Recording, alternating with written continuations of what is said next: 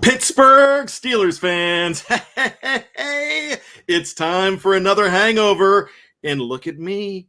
Look at Tony Defeo from BehindTheSteelCurtain.com. Guess what? We're not face down in the gutter. It's not one of those that we're like, oh, I've got a hangover. What do we do? It's like, woo! The Pittsburgh Steelers are 6-0. This is a fantastic hangover, and it just proves you don't have to be perfect to be perfect, Tony. You certainly don't. NFL's a tough league, and as tough as it is, does anybody else, you go back to that T-shirt, got 6. Nobody else does right now as far as victories. Am I wrong there? I know nobody's has 0 losses. So, yeah, you don't have to be perfect to go 6-0. And right now the Steelers are the only team that has that record. I went to bed last night thinking that the Steelers were going to be joining the Seahawks as the only 6-0 teams in the league, being undefeated. It was an 11-point lead at that point. Tyler Lockett was killing me as far as FanDuel goes, which means one Jefferson Hartman was beating me in FanDuel, and I went from first place to third place in that game because he had Kyler Murray as well, and Tyler Lockett, who had 47 touchdowns and 56,000 yards in that game, or so it seemed. And so I'm thinking, well, the Seahawks are going to be unbeaten again. They have 0 losses. I wake up this morning, I'm like, what is going on? The Seahawks lost? The Steelers are the only unbeaten team in the NFL? How about that? So I was feeling really good, Tony. Were you shocked at that game as well? Just like you, I couldn't hack it last night. I was just tired. I'm a big Russell Wilson fan, so I wanted to watch that game, but I figured I can catch the highlights, and I thought they would win because, as you said, they were up by 2 scores there, and I was surprised as you when I woke up to see that they lost, and the Seahawks or the Steelers were the only undefeated team in the NFL. They had the number one ranked team in the NFL, for what that's worth. I am so flabbergasted that this is where we are, and I'm thrilled. I knew it was possible. You just, over all that time, you just don't think it's going to happen because teams lose. And the other team, and this is Tony, this is your quote that you always use, Tony. What is it? The other team still gets paid? The other team gets paid too. The other team's on scholarship too, yeah. So they're playing a win, and this was an undefeated team the Steelers were playing. So I've got lots of thoughts on this game, and we're going to talk about it here. We're going to talk about our hangover in the second half. We are going to talk about your questions. So get those ready for around the 20-minute mark, and we'll talk about those as well. Lots of great friends that we see so far in the live chat coming in. They're rushing in to say hello to all of us, good friends. So we really appreciate all of you. Remember, if you want to go ahead and get your question at the top of the queue, you could go ahead and use the live chat, the super chat function, and we will be glad to accept that from you. And we appreciate your hard-earned money as well. And you don't have to do it, but Tony will thank you because those hot-looking headphones he has on and that new microphone is courtesy of all of you. So thanks for all of your help with that. But with that being said, let's get on to this game, Tony. The Steelers storm out of the gate. They really stormed out of the gate. First time in 23 games, Tony, they get a touchdown on the first drive. And that's a big deal, don't you think? Yeah, it certainly was yesterday. You could tell they had a plan. They won the opening coin toss, and they accepted the ball, and they went methodically right down the field and took command of the game early. So, yeah, that was a very big deal.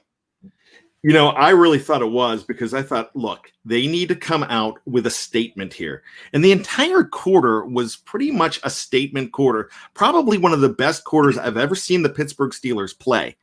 Not only did they keep an undefeated team off of the field, they kept the best running back in the game off of the field for the entire first quarter. And I thought they played Derrick Henry very well. But when you have over 14 minutes of football in the first quarter and the other team has 1, that's pretty remarkable. Yeah, I mean, if you look at the overall plays between both teams, the Steelers had 3 turnovers to their 0, and yet they still had 74 plays to Tennessee's 56 for the game. So, yeah, that was a great game plan, keeping Henry off the field. I mean, he still had 20 touches, which is 5 under his average. But yeah, they did a marvelous job. Just they playing defense by playing time and possession on offense. They really did. So that was great game planning. You know, they mixed the ball around. They mixed in the rush. They were fine. Ben was finding different receivers. He looked crisp. And something that I predicted, and this is not me trying to pat myself on the back. This is me saying that it just seemed like going in that this was going to be a Deontay Johnson game because he was out for a couple of weeks, coming back. Everybody's thinking about Chase Claypool. Ben's going to go to Deontay Johnson a lot. He went to him 15 times. He went to Juju Smith-Schuster a lot in this game as well. And I thought Juju looked very, very good in this game because when you get to that point where you can go ahead and rest on Juju and not worry about him, then he's going to beat you up. And he was coming up with some very timely receptions. Who do you think was the number one receiver, Tony, in this game? Oh, I thought Juju was the most important receiver in yesterday's game by far, and it goes back. He made a lot of important plays, especially on that final drive that didn't end so well. But it just goes back to what we were talking about. They're so deep at the receiver position. Both he and Deontay Johnson had 9 catches apiece. I think that's what they both wound up with, and James Washington had 1 target, 0 catches, and Chase Claypool had 0 catches, or maybe 1 catch. So it's gonna, there's just so many weapons there that on any given week, any one of those guys can feast on the coverage. So I want to go ahead and bring up Black and Gold Goggles. Great name, by the way. We got away from the run when we got the lead. And how about a shout out to Matt Filer? He was blocking like a champ. Look, that entire offensive line, Black and Gold Goggles, pretty phenomenal. Those guys, the Tennessee Titans, I know they're not the greatest defense, but they have some players up there. Jeffrey Simmons. Keep on wanting to call him Justin Simmons, but I believe that's a Denver defensive back who I'm thinking of. But Jeffrey Simmons is pretty special up there. You've got Clowney there. You've got some guys that could get to a quarterback, and they weren't allowing it. The only one that had a couple mishaps on the line with 2 penalties was Chukwuekorfor. He still had a pretty good game as well. They were opening up blocking lanes and running lanes for Mr. Jimmy C, like I like to call him, James Conner. And the running game, I gave them an A yesterday, Tony. And the reason I gave them an A is because the only reason they didn't rush for more is they weren't called upon to rush for more. Yeah, I thought James Conner looked great. I mean, he had 20 carries for 82 yards, and he probably should have been more like 19 carries for close to 90 yards. But Ben reverted back to his 2010 days and tried to get him the ball. And it might have went for a few yards if Conner wouldn't have slipped. I think he was as shocked as anybody that he got that ball, but he shouldn't have been. That's been his whole career. But yeah, the running game I think was very effective, especially in the first half. And I have no qualms about how that running game went overall. I am going to go ahead and repeat myself again when I say that this is a special team that is very unselfish. Now, if you did not get a chance to listen to Tony's show the other day talking about how Juju Smith-Schuster, his selfishness is so much more than stats, go ahead and download that. Check it out on any of your favorite podcast platforms, anywhere you download any of your shows, whether it's a show on anything. You got to download all the BTSC stuff because remember, you don't want to watch YouTube when you're in the car because Tony and I, look at these faces. They could be distracting when you're driving. Right. Now, and I've been lifting a lot lately, so I don't think you want to. Yeah, you're right. Good point. We have plenty of audio podcasts that you can listen to each and every day. But the bottom line to the whole thing is that Tony Defeo was right on the money when he said that the Pittsburgh Steelers are a very unselfish team and Juju Smith-Schuster is leading the way. So I'm looking at this team, and I'm really impressed on how unselfish they are. Ben is spreading it around to everybody, and everybody is getting a chance to get into the game. Now, we didn't see a lot of Chase Claypool yesterday. We did not see a lot of Mr. Vance McDonald yesterday, but they come up too. They're in the offensive game plan. The big news over the weekend, Tony, was Antonio Brown signing on with the Tampa Bay Buccaneers. And when I looked at that, I was like, great, he's in the NFC. That's fine. There's a possibility that we see him again, but maybe not. The odds are probably not. But He's not in the AFC. And most importantly, he's not back with the Steelers because they can't handle an Antonio Brown on this team. They need a Juju Smith-Schuster on this team who's leading by example. He's blocking downfield. He's doing the things that you don't see. And he had a fantastic game after only having 6 yards the week before. I'm still loving this team and what they're bringing. And they brought everything they needed to bring in the first half. In the second half, it wasn't quite the same thing. What do you think happened in the second half, Tony? I don't know. It seemed like the Titans started anticipating the short throws more. It seemed like Ben was intent on getting the football out of his hands as quickly as possible, and the Titans they adjusted to that, and they were playing more underneath coverage. So that was my take on the game. I didn't think they tried to test them deep as much as they should have in the second half. George Rice says this: we have so many weapons, it's almost unfair. Definitely one of my favorite Steeler teams. I got to tell you, it is one of my favorite Steeler teams. And this is also one of my favorite versions of Ben Roethlisberger as well. I understand he had 3 interceptions yesterday, and we're going to talk about that in just a little bit. But I really love everything that's going on with his team. I love the fact that he came out today and said 3 interceptions are absolutely unacceptable as well. But I love the running game, and we were talking about the running game, Tony. And Joey Jr. has a question, and he throws in $20. Thank you so much, Joey Jr. We really appreciate it. Joey Jr. from Rochester, by the way. I know that because now I can't remember the area code. It might be 585. He always puts that in at the beginning. But is it me or is Connor running with a different style? It seems that he is spinning out of hits more, and it's doing injustice. Well, I tell you what, that one of those spins, helped him out a little bit yesterday, Joey. I think he is. I don't know if it's a different style. I don't think he's running as hard, but he's running smarter, and he's still getting the yards. And I don't feel like he's taking the pops like he usually does. But spins like that keep you from taking some pops. Well, you might spin into a big tackle, and I understand that. But I really like the way James Conner is running, Tony. What do you see from him? Do you think that it's a different style? And once again, thank you for the $20, Joey Jr. I've noticed that he seems to be avoiding contact more than he has in the past. One of the things that made Le'Veon Bell so great is he didn't really absorb many hard hits. I mean, obviously, all running backs are gonna take a shot every now and then, but Jeff Hartman's pointed this out many times.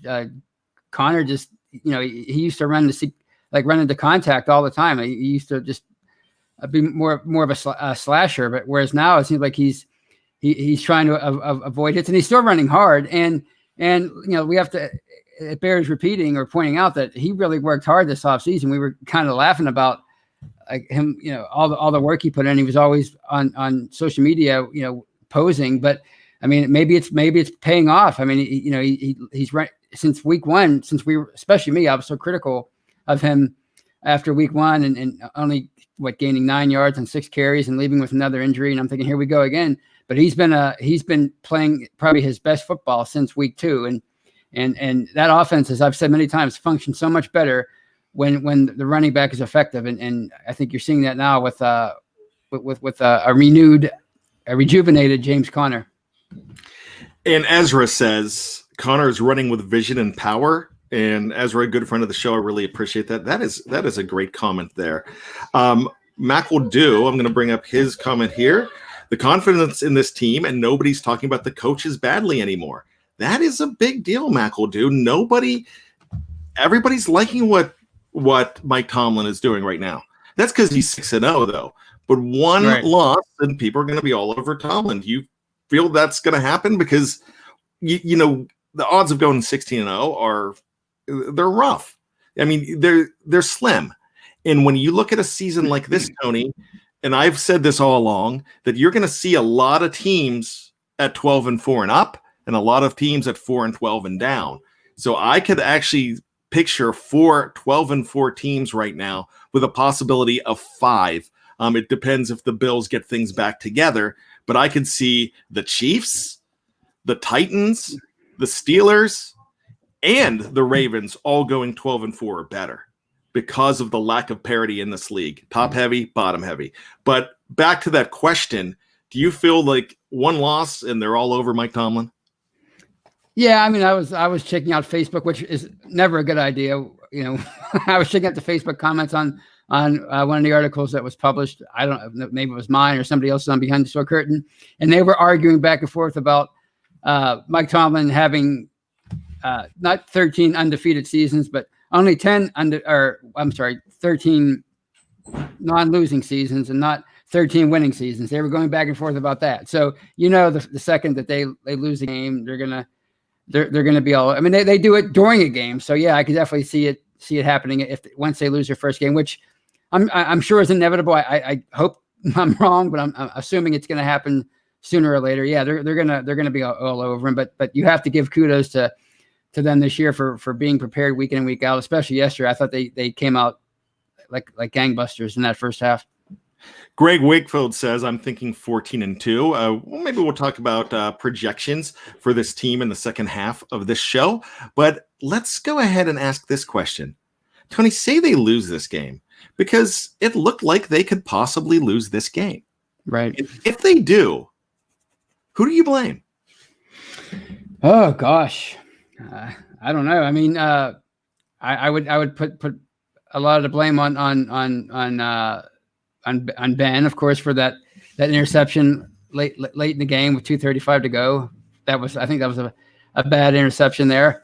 And I would blame the defense. I would blame guys like Joe Hayden, who didn't have his greatest game. Minka Fitzpatrick wasn't his best day. That's who I would blame. And of course, you'd have to blame the coaches for not adjusting to what the Titans were doing to them in the second half. But then again, you know, the Titans they're a good team and they have a great coaching staff in their own right. So, but I think you could spread the blame around to Ben, the secondary, and the coaches. But luckily, they did not lose that game, and I am not going to do this any longer. Do the what if, because here, I don't care if they almost lost that game yesterday. I would have cared if they lost, but I don't care right now. All I care about is 6-0. And the reason I only care about 6-0 right now, Tony, is the fact that we have seen this all along. If you, not just the Steelers, but with lots of other teams, the Patriots over the last 15, 20 years, how many times did you see them almost beaten?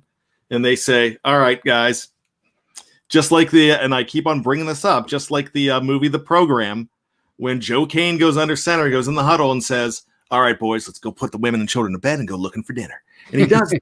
And that's one of my favorite quotes. And it feels like good teams do that. Right. The Patriots will always do that. I'm watching the Chiefs this year. I've watched the Chiefs almost lose a couple games this year. Right. Especially to the Chargers in week 2. I watched them struggle against the Patriots. They could have lost those games. I've watched the Bills pull out some games. I watched the Titans pull out 2 or 3 games. In fact, I think there was a graphic yesterday that the Titans were 4-0 at one point with being down in the fourth quarter, down or tied in the fourth quarter of all of those games. So the title of the show is The Steelers Prove You Don't Have to Be Perfect to Have a Perfect Record. Right. And that's the thing. Are we happy with this team right now? Or are we going to just sit here and be worried about this team? Because right now, I want to celebrate the fact that this team is 6-0 for the first time since 1978, possibility of tying the record. And, what happens if they beat the Ravens next week? Then who knows? Somebody said, hey, they could go 10-0 before their first loss if they beat the Ravens next week. Right. So Tony, what's it going to be? Should we celebrate this or should we just worry what's up ahead? Oh, I think celebrate. I mean, I think this game yesterday against the Titans, or on Sunday, if you're listening on Tuesday, it proved to me that they're for real. You could argue on who's the best team in football. It doesn't matter. This game proves to me that they are for real. If you question their 5-0 start, you can't question it anymore, because the Titans are a great football team. This is a team that hadn't lost in the regular season since December 22nd of last year. This is a team that was in the AFC Championship game last year. And back to the Steelers, they dominated their opponents for 6 straight quarters. They outscored the Browns and the Titans 65-14 over a 6-quarter span. That doesn't happen very often in the NFL. the league has a way of humbling you, and the Titans, again, a very good team, did that to the Steelers in the second half yesterday. And yet they held on to win, and that's what good teams do. And Wes said, what if they go 16-0? Then you hope they make it to 19-0 at that point. That's exactly what you've got to do. Here's the thing. Tony, I know you're a bachelor. I'm married. A lot of people out there, we've got a great mix of bachelors, bachelorettes out there, husbands and wives. And sometimes you look over at your significant other, or the woman or the guy you're dating, like, man, how did I score them? When are they going to wise up and dump me? Right. And that's what I feel like Steeler Nation is doing right now, thinking that we don't deserve to be 6-0, and we don't deserve to be fans of a team that's 6-0 right now. Yeah, so what I'm saying is, hey, instead of sabotaging your situation, your romantic situation, celebrate it and say, hey, I deserve it. And guess what? When you say you deserve it, and you play like you deserve it, and you romance like you deserve it, or treat your significant other like you deserve it, then you're going to earn it, and you're going to deserve it even more. So there you go. Black and Gold Goggles says, amen, bad. I outkicked my coverage with my wife. I love that line. Master of Puppets says 16-0, bad Mohawk. I still think I said 16 sacks for Mike Hilton. We have to go back and find the tape on that. And Tanya McBride asks this: when was the last time the Steelers were the only undefeated team in the league? I would guess that it was 1978. Yeah. It could have been 79 when they were 4-0. I don't know if there was another undefeated team at the time. But I would probably say 78 when they started out 7-0. Then they became 7-1 on their way to a 14-2 season, Tony. Yeah, I mean, and that's my guess. The late 70s is probably the last time that this has happened for them, is being the only undefeated team in the league. But this is what great organizations do. You saw it last year when they rebuilt their defense during the season. They were preparing. They were hoping to make the playoffs last year, but they were preparing for the future by getting a player like Minka and by improving that defense. And now it's paying off this year. They have Ben back. The offense is looking better than ever. And the defense, it's not as dominant as it was last year, but I don't think there are many defenses that are as dominant as in the past, because it's just not that kind of year for defenses, but it's still a very dynamic defense. And now with the franchise quarterback back, this team is a true contender. Now here, I'm going to bring up three quick comments before we go into the break. It's Dean McRae saying 16-0. Holy crap, we haven't even beaten the Ravens yet. Look, I understand that, Dean. I'm not saying they're going to go 16-0. Someone asked, what if they go 16-0? And then you hope for something else. Knapp brings up this, and I love it. I hope the team isn't celebrating. They need to be concentrating on the Ratbirds. Yeah, they absolutely do. Tony, I don't think this is a team that is going to get ahead of themselves. Do you? No, I mean, I watched his Zoom press conference and Mike Tomlin's press conference. They weren't very happy.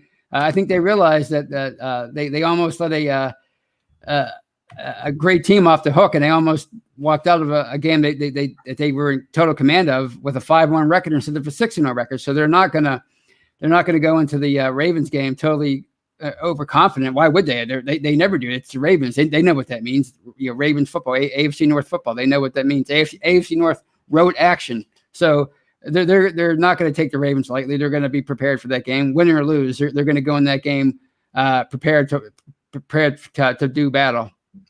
Now, Gyro says, don't mean a thing without the ring. And Michael Toole says, Bad and Tony, a lot of teams seem to be hitting their peak right now. I think the Steelers aren't even close to firing on all cylinders yet. And once they get there, we will be extremely tough to beat. Agree? Absolutely. And let me tell you about Jeff Hartman's show this morning. If you did not get a chance to check it out on our audio only side of the podcast platform, check out Let's Ride, because he was saying, look, the Steelers haven't even reached their peak yet. They're still a work in progress. And that's the thing. This team hasn't even gotten where they need to be yet. And they're 6-0. And that's the exciting thing. Before we go to break, Tony, let me say this. Somebody's bailing me out here, and I really appreciate this, because if you don't know, the whole thing about me and a Mohawk,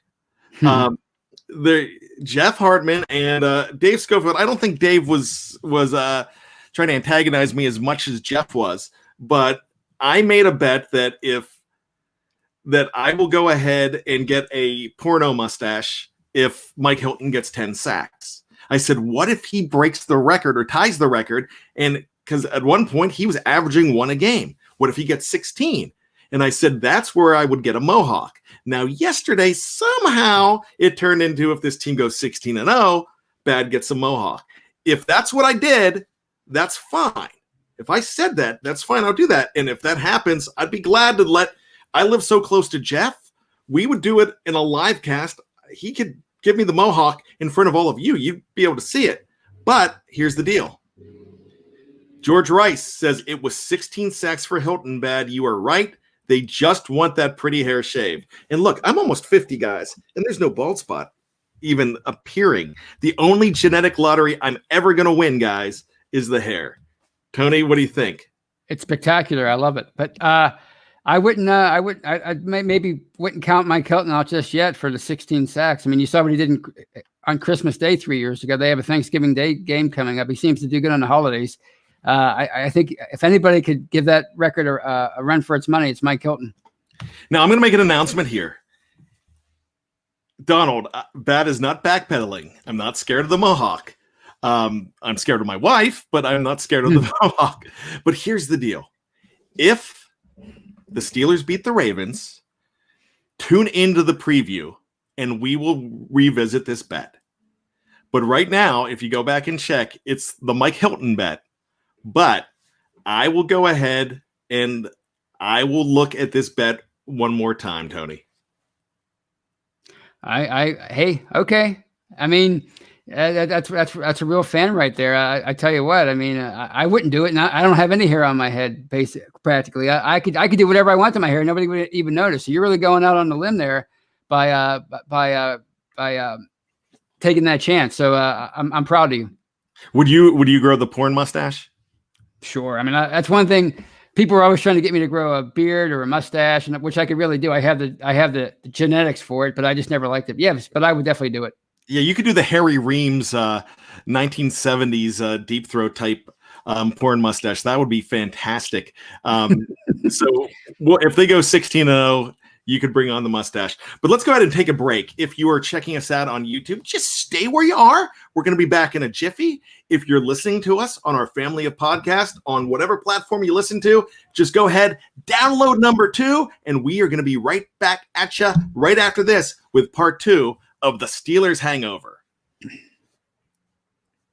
Welcome back, friends, to the Steelers Hangover on BTSC's family of podcasts. My name is Bryan Anthony Davis. Tony Defeo is alongside with me. The Steelers are 6-0 for the first time since 1978 after squeaking out a win against the Tennessee Titans on Sunday of this week.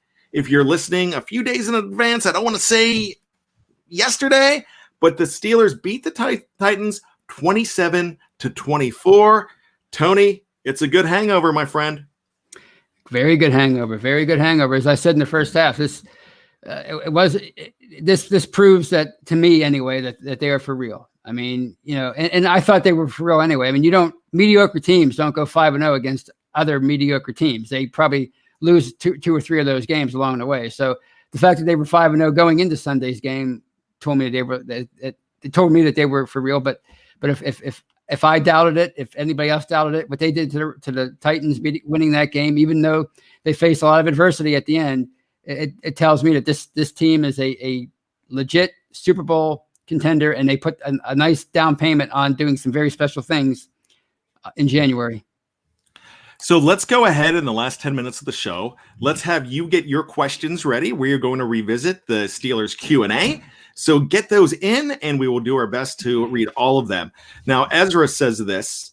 I said it before. If Ben is throwing 40 to 50 times a game, it's going to be a long day. Tony, did he need to be throwing that much yesterday? I don't. To me, it didn't bother me all that much. I don't think that was the issue. I just think they just the Titans are a good team, and they adjusted. And I think if they would have tried to run it a lot in the second half, it's still the offense would have probably struggled too, because I think that the Titans were the Titans are a juggernaut, and it was their time to make a comeback in the second half, and they did. I don't think that's the issue. Ben's thrown 40 plus times before. I think he's done that a couple of times this season. It didn't bother them. So what's the difference between 35 and 40? Not much, and that's pretty much what he averages every week. So I don't think that was the issue. I just think the Titans made adjustments in the second half on defense, and the Steelers couldn't readjust to what they were doing. Michael Toole says last season, Bush's sideline-to-sideline speed and instincts kept Lamar in check for most of the game. Now we don't have that speed in the middle, and that worries me a bit.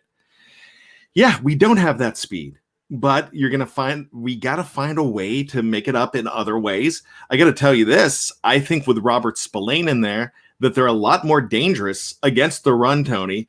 And I still think there's a possibility that you see the Steelers make a call and give up a fifth round pick for someone struggling with the Jets. Not struggling, but somebody on a struggling team like the Jets, maybe the Broncos. You see a team like the Jaguars, anybody that's looking to sell off some talent, you might see that, Tony.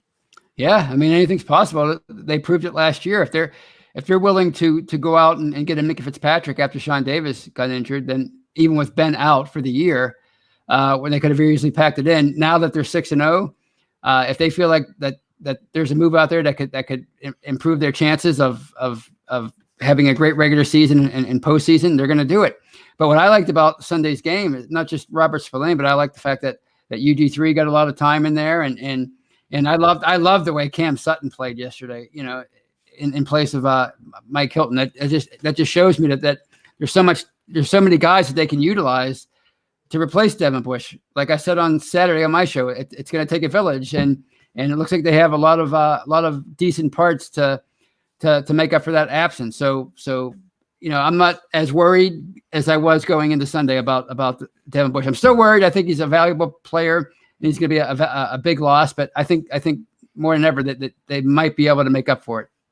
I've seen this team go deep into the playoffs with Jerry Olszewski in there at middle linebacker or inside linebacker at the time. I've seen this team take some guys. They've lost some players. They've lost Le'Veon Bell.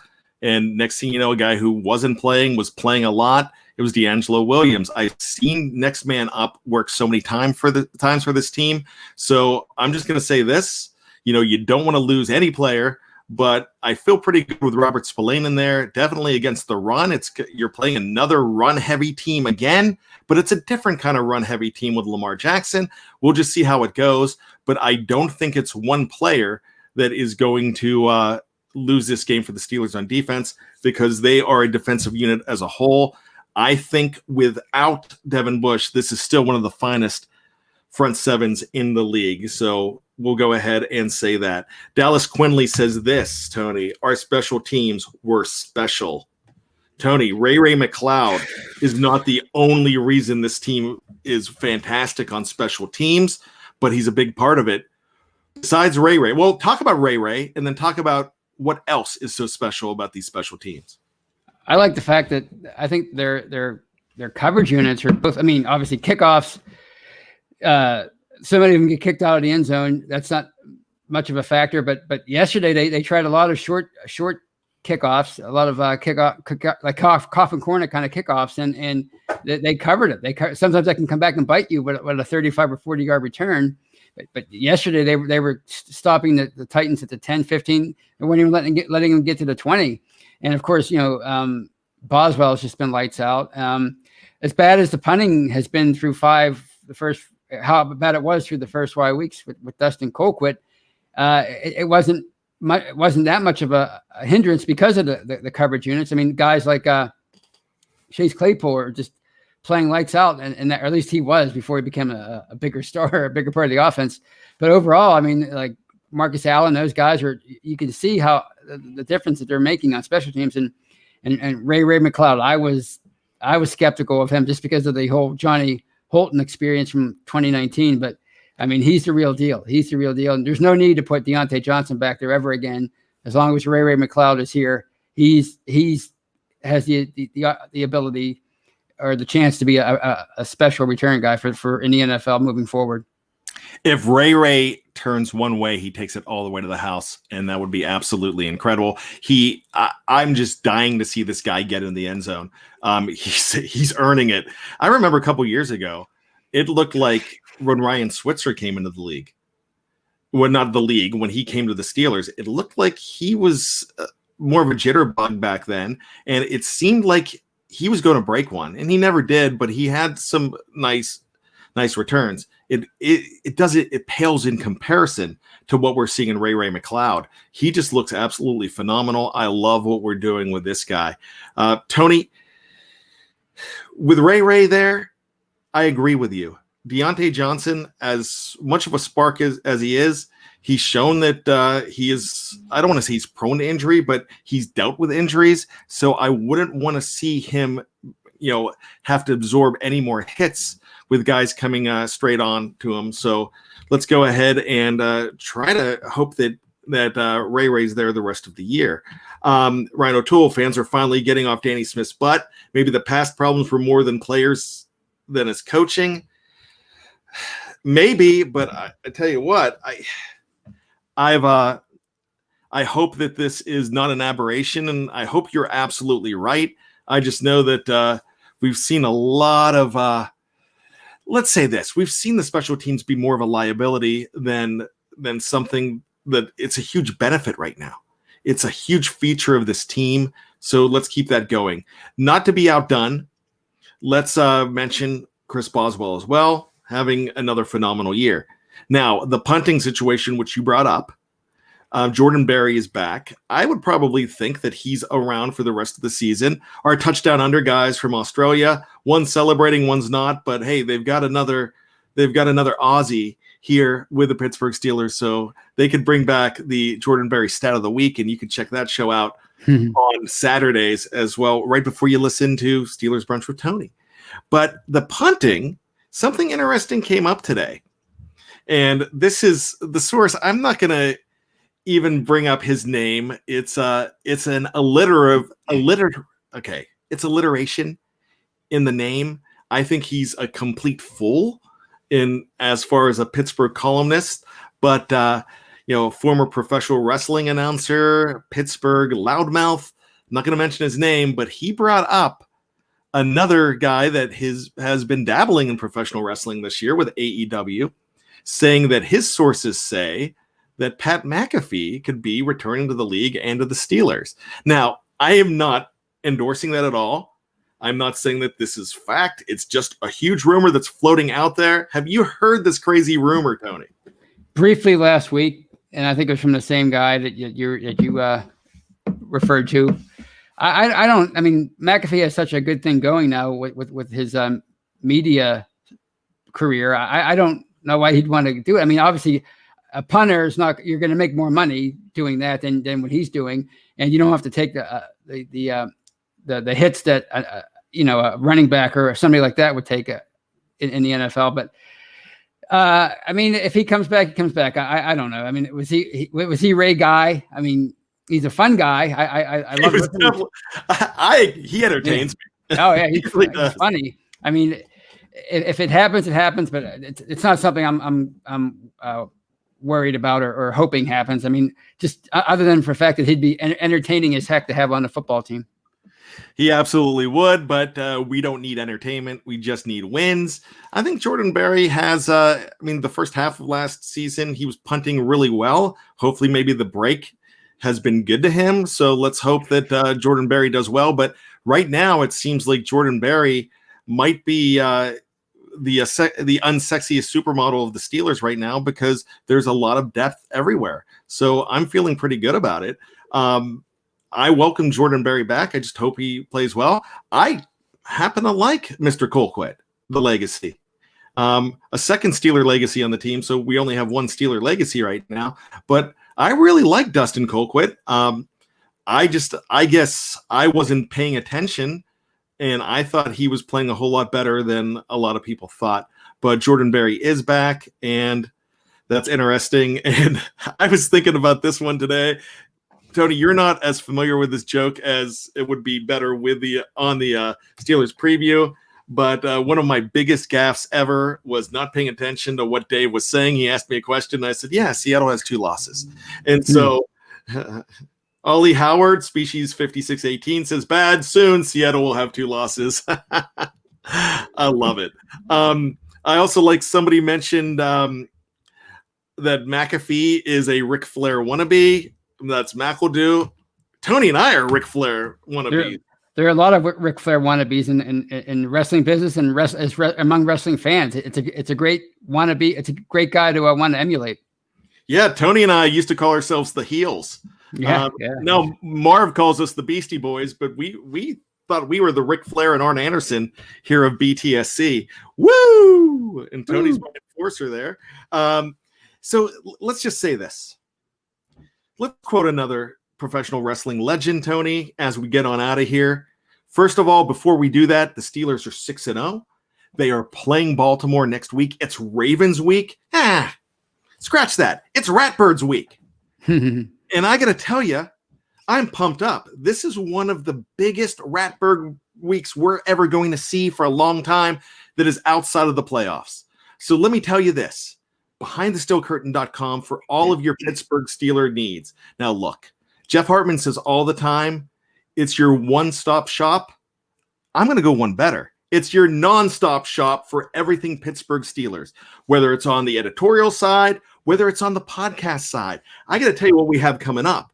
On the podcast side, tomorrow morning, we've got Michael Beck and the live mic. Tomorrow night, it's the Scobro Show. There's going to be a press conference tomorrow. Mike Tomlin press conference recap with Jeff Hartman. Then you're going to have another Let's Ride. You're going to have Know Your Enemy. I'm not sure who's going to be on the show for Ravens week, but that show with Jeffrey Benedict and Michael Beck is absolutely phenomenal. If you didn't catch it last week with the Tennessee Titans guys, those guys are great, and they're the ones that, boy, I didn't realize the Tennessee Titans fans hate the Ratbirds. They called them the Ratbirds.